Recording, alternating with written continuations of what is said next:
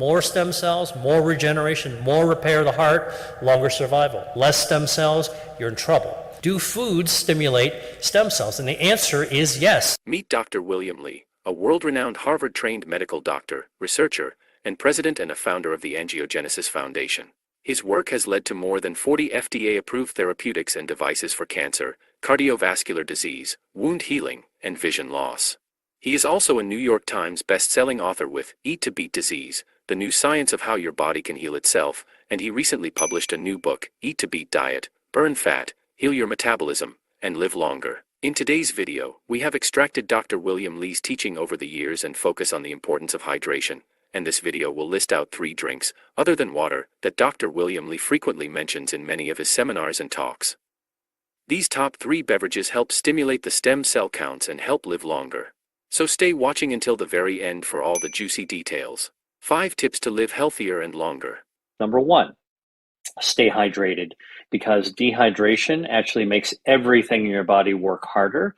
And so if you want your food to work for you, you actually want to make sure your body has enough water content to be able to keep all those metabolic processes functioning really well.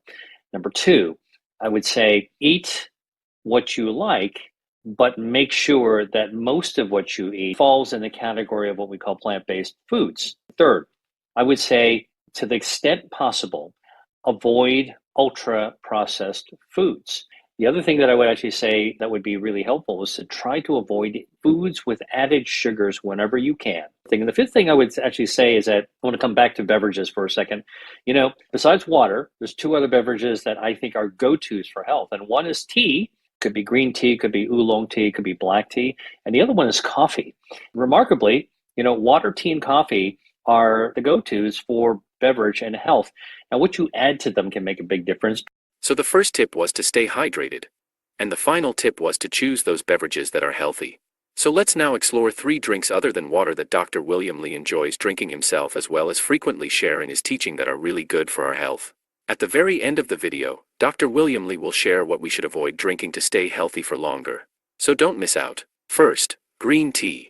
Green tea especially has a natural polyphenol that's called catechins, EGCG, epigallocatechin gallate, EGCG. And the catechin is actually just part of the natural substance in the tea leaf. So whether you're brewing tea with a bag or whether it's loose leaf tea or whether it's matcha, which is just powdered tea leaves, the fact of the matter is that into the brew, into the liquid, hot liquid, comes all these phytochemicals, including these catechins. So when you sip straight tea, the catechins go right in. They're easily absorbed by your body. And so, you know, our blood levels of catechins go way up. So many things that catechins can do. One of the things that's important is actually it's a relaxant. It actually helps lower your stress.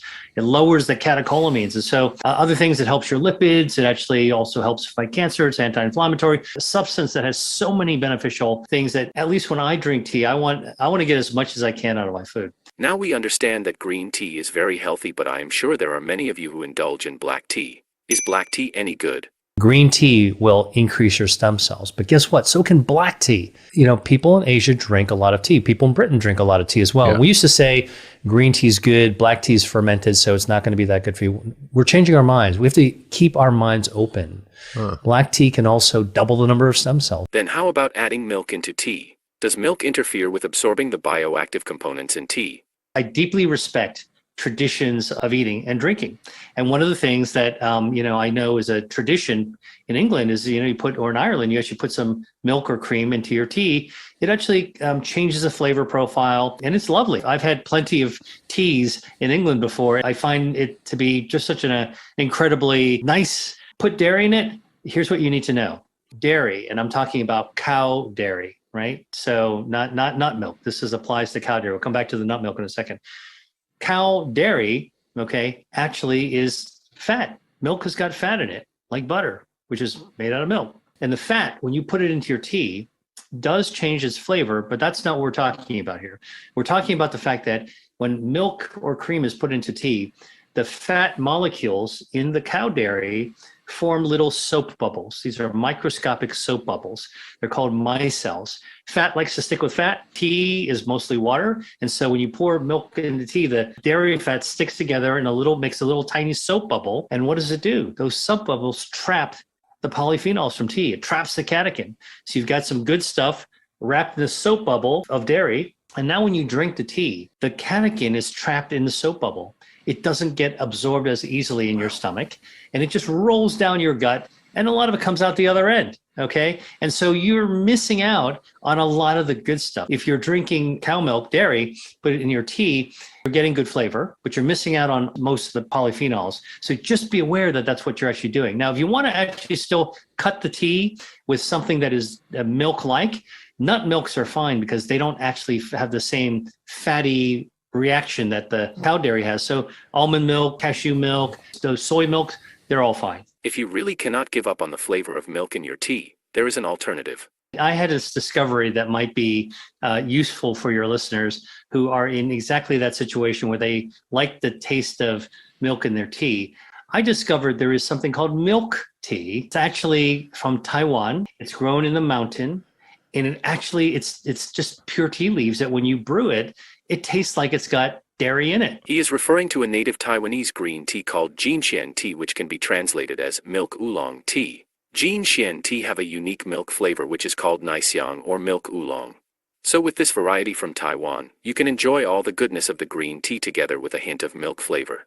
Another very interesting study that Dr. William Lee highlights is that tea blends may be more potent than consuming a single tea. So here are 4 different teas that we've tested. They're all common ones. Chinese jasmine, Japanese sencha, Earl Grey, and a special blend that we prepared. You can see clearly that the teas vary in their potency from less potent to more potent. But what's very cool is when we actually combine the 2 less potent teas together, the combination, the blend, is more potent than either one alone.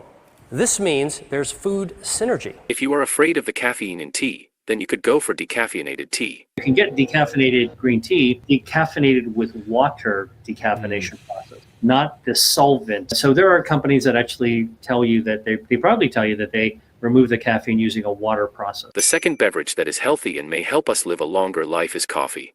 And I'm having breakfast, and I thought I would actually share with you what I'm having. Here's some coffee. Coffee's got chlorogenic acid, which is actually good for your metabolism. It also activates your health defenses, anti-androgenic, anti-inflammatory. I love coffee. A study was published in the journal Annals of Internal Medicine of 171,000 people in their 50s living in the United Kingdom, and it showed that those who drank 2 to 3.5 cups of coffee per day had a 30% lower risk of all-cause mortality. That means death from any cause. The people came from a database called the UK Biobank that has 500,000 people participating, and the study took place over 9 years. So what's in coffee that is so beneficial for health? Coffee has a natural chemical called chlorogenic acid that does a lot of things. It improves your blood flow, stimulates your own stem cells to help your organs regenerate. It improves the gut microbiome, which lowers inflammation and improves metabolism.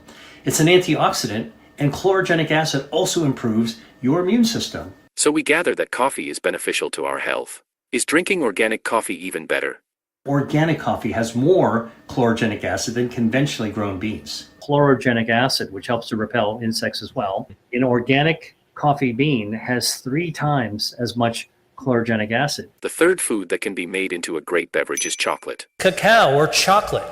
It turns out that studies have been done where if you take chocolate with high flavanols and make a hot chocolate out of it, and you drink it just twice a day, 2 cups a day, for 30 days. You can start by measuring your stem cells, and this is from 16 subjects, and you can make the stem cell levels.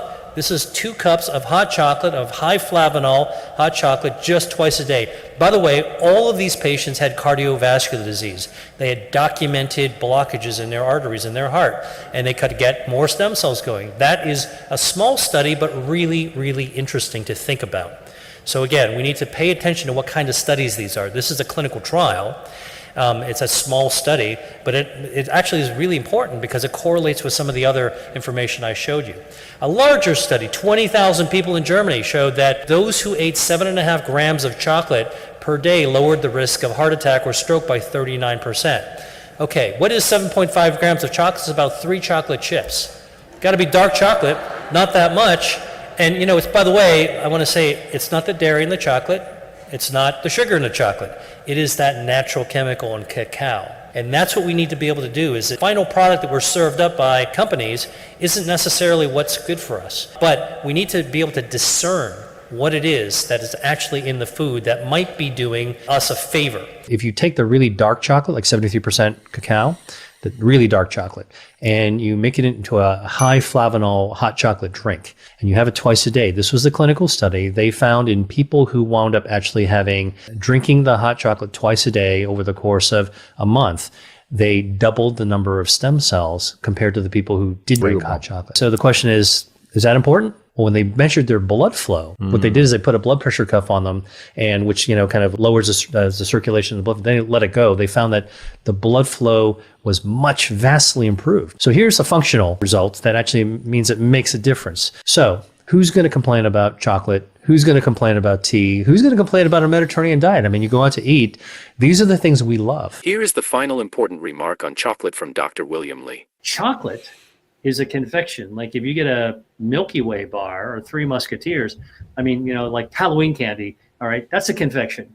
It's got all kinds of stuff and actually not that much real cacao. But get a bar, which you can find in almost any grocery store now, that's 80% or higher chocolate, cacao. Now you're talking about essentially something that's mostly plant-based, because that's what cacao is. It gives you dietary fiber. It gives you polyphenols from the chocolate. And we've done some research that was presented at the American Society of Nutrition's annual meeting that showed that the stuff in dark chocolate can cut off the blood supply feeding cancers. It's an anti-inflammatory. And we actually tested with leukemia cells, for example, and it directly is toxic to leukemia cells. It kills leukemia cells. Another healthy beverage Dr. Li frequently brings up is pomegranate juice. This was covered in our previous video on top 5 fruits that fight cancer. So don't miss out watching that video if you haven't already done so. When it comes to drinks, there is one beverage that Dr. William Li considers that we should stay well away from, and that is none other than alcohol. What can injure stem cells? High doses of alcohol can damage and blunt your stem cells. The thing is, on balance, people who drink a lot have damaged stem cells. Diabetes is another state, a metabolic state that, it really impairs, it cripples our stem cells. High blood sugar cripples our stem cells. So the excess of anything can be harmful, including to our stem cells. Some may believe that alcohol may help with sleep, but scientifically that's not the case. What are you drinking for dinner? All right. Ironically, even though people say you drink wine or beer, alcohol makes me sleepy. It can make you sleepy, but actually, when you actually have booze in your system, you never actually get good, deep sleep. The alcohol in your brain actually doesn't allow you to go dive deep. So you kind of a little bit near the surface. You're restless. You're not getting full renewal sleep. And so that's why, it's important just to recognize that among other reasons you want to control alcohol intake, cut down or cut out, it will interfere with your sleep.